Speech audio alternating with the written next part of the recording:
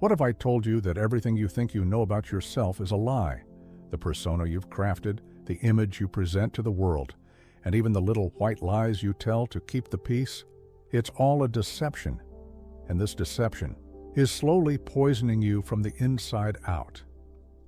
I stumbled across this insane rabbit hole while browsing through an obscure corner of the internet, a place where self-help meets philosophy in a head-on collision. The book Radical Honesty by Brad Blanton practically screamed at me from the screen, daring me to dive in. Oh boy, did I take the plunge. Greetings, carbon-based truth seekers. Buckle up because we're about to strip away the lies and get real. Brutally, uncomfortably real. First things first, why should you care? Why bother with the truth when society has conditioned you to lie from the moment you popped out of the womb? Blanton argues that these lies are killing you, and not in some abstract metaphysical sense. I'm talking about real damage, the kind that rots your soul, suffocates your true self, and leaves you as nothing more than a puppet on the strings of moralism. Radical honesty isn't just about not lying.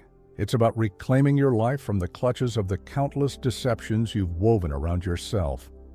Blanton claims quite boldly that by embracing radical honesty, you can transform your life, relationships, and even your health. Think of it as a detox, but for your mind, purging out the toxins and finally breathing free. Now, let's talk about moralism, the virus that's infected your mind and is holding your true self hostage. Blanton dives deep into the concept, tracing it back to that first spark of consciousness in the womb. You start life with this pure, unfiltered experience of being, but then, boom, you're born, and the world starts programming you with rules, expectations, and moral codes. This, my friends, is moralism, the mind's dominance over being. It's that little voice in your head telling you what's right and wrong based on societal norms, not on what you truly feel or believe.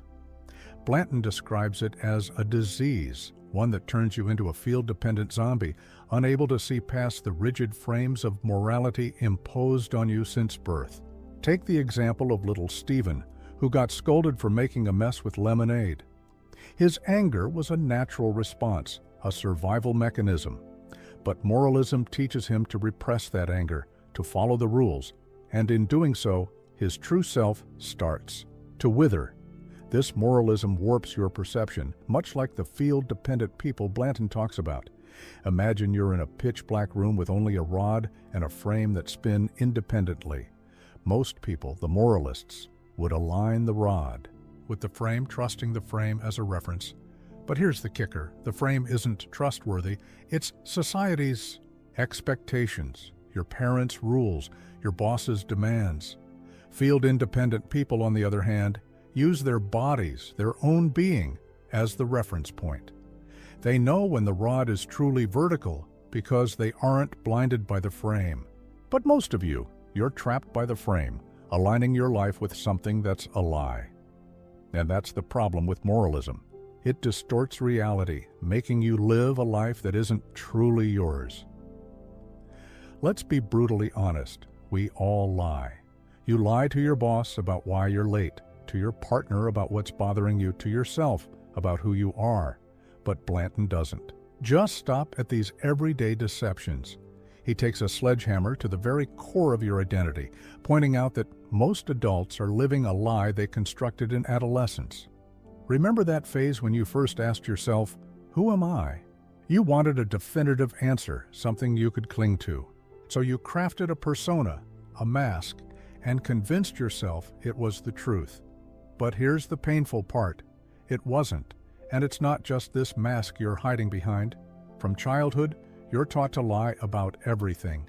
Fixed moral rules dictate your actions, but deep down, they're just another form of lying.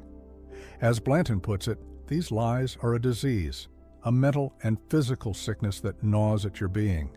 Radical honesty, he argues, is the cure. But it's not an easy pill to swallow. It means putting all your cards on the table. Every dirty, uncomfortable truth. It's about ripping off the mask and daring to live as your true self. So, how do you Start this radical honesty thing? Blanton lays out 3 levels.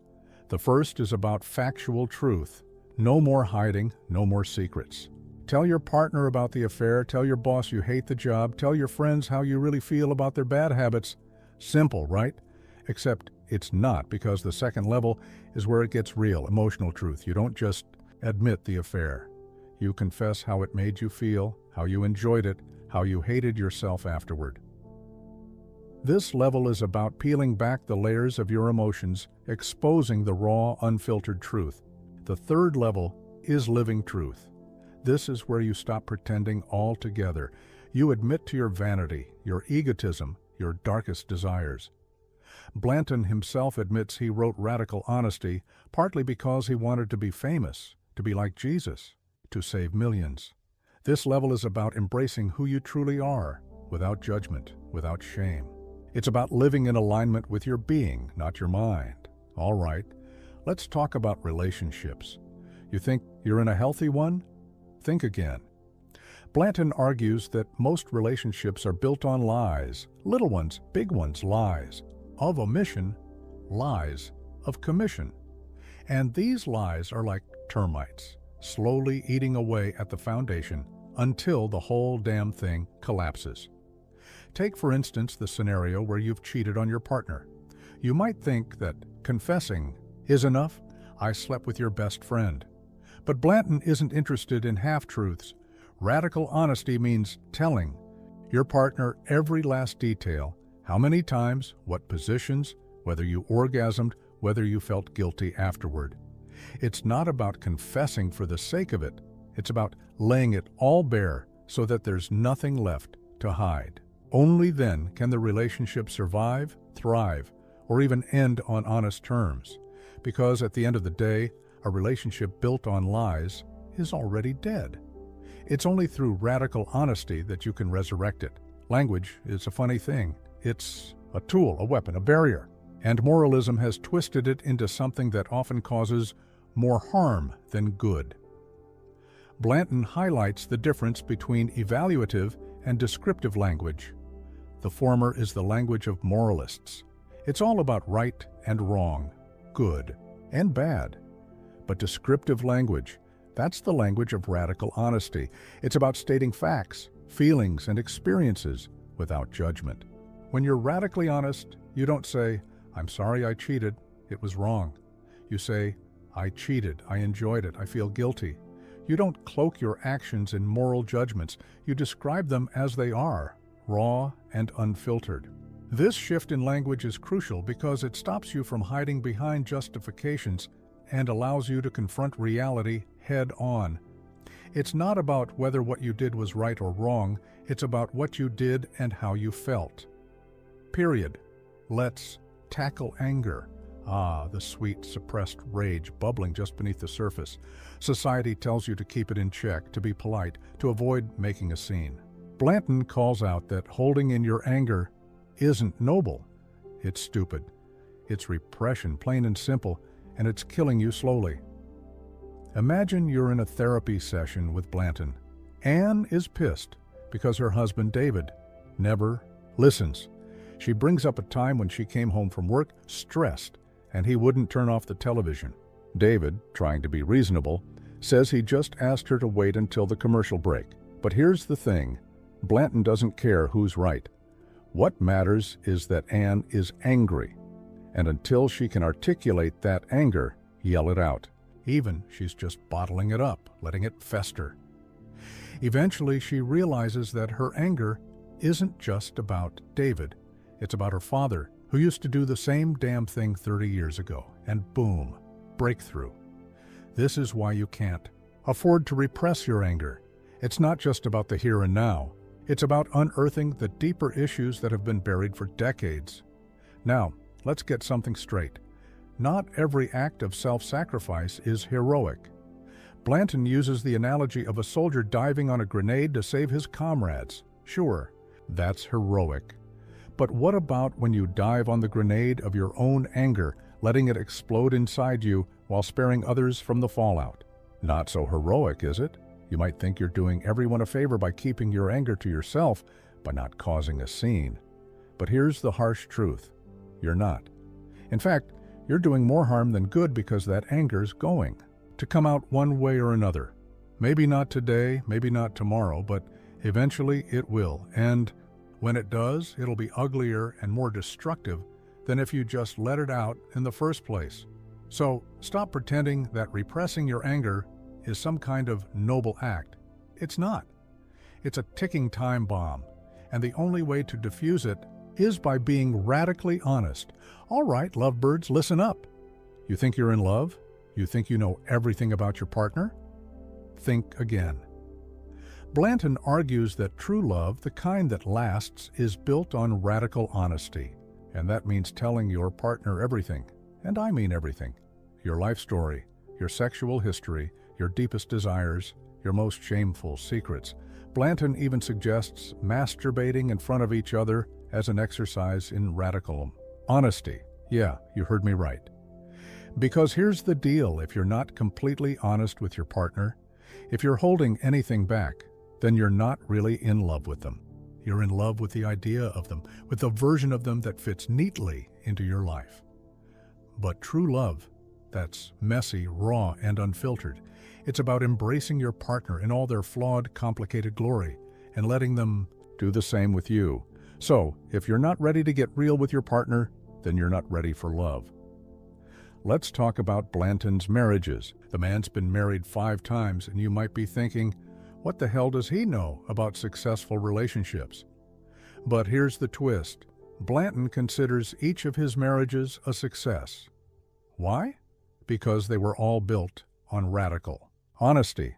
And even when they ended, the divorces were honest too, leaving him on good terms with his exes. The real tragedy, Blanton argues, isn't the high divorce rate. It's the fact that so many couples stay together in bad relationships, lying to themselves and each other, pretending everything's fine when it's not. Radical honesty, Blanton insists, is the only way to have a truly successful relationship, whether it lasts a lifetime or just a few years. It's not about how long you stay together, it's about how real you are with each other while you're together. Let's shift gears for a moment and talk about responsibility. Blanton is big on this, taking responsibility for your own life, your own happiness, your own truth. It's easy to blame the world for your problems, to point fingers at society, your parents, your boss. But here's the thing, you can't control them. What you can control is yourself.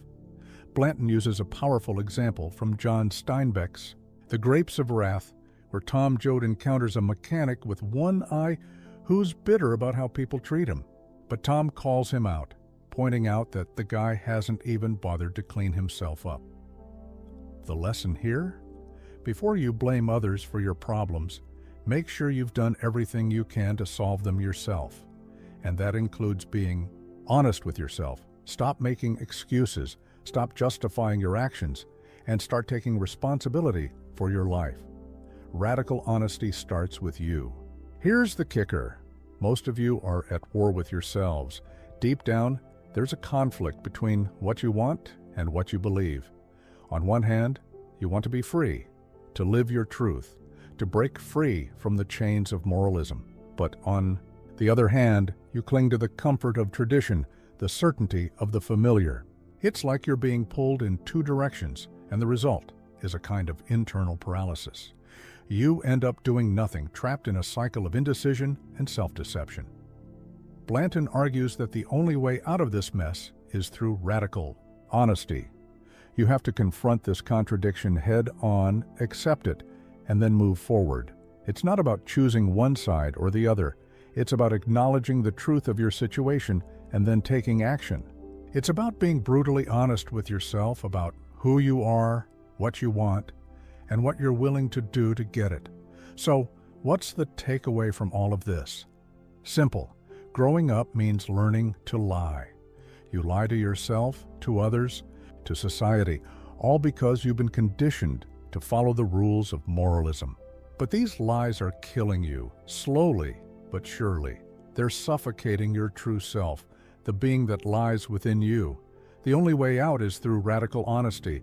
It's about telling the truth no matter how uncomfortable, how ridiculous, how unreasonable it might seem. Only then can you truly be yourself. Only then can you live a life that's authentically yours. And here's a challenge for you. Think about the one thing you've never told anyone, the one secret you've kept, buried deep inside. Now, imagine how it would feel to finally let it out, to lift that weight off your shoulders. Scary, right? But also liberating. That's the power of radical honesty. It's not just about telling the truth to others, it's about telling the truth to yourself. And that, my friends, is the first step towards true freedom. So, there you have it. Brad Blanton's Radical Honesty isn't just a book. It's a manifesto, a challenge, a dare. It's about ripping off the mask, tearing down the walls, and finally living as your true self. It's not easy and it's not comfortable. But then, again, nothing worth doing ever is. So are you ready to stop lying? Are you ready to be radically honest with yourself and the world? The choice is yours. But remember, the truth will set you free, but first, it'll piss you off.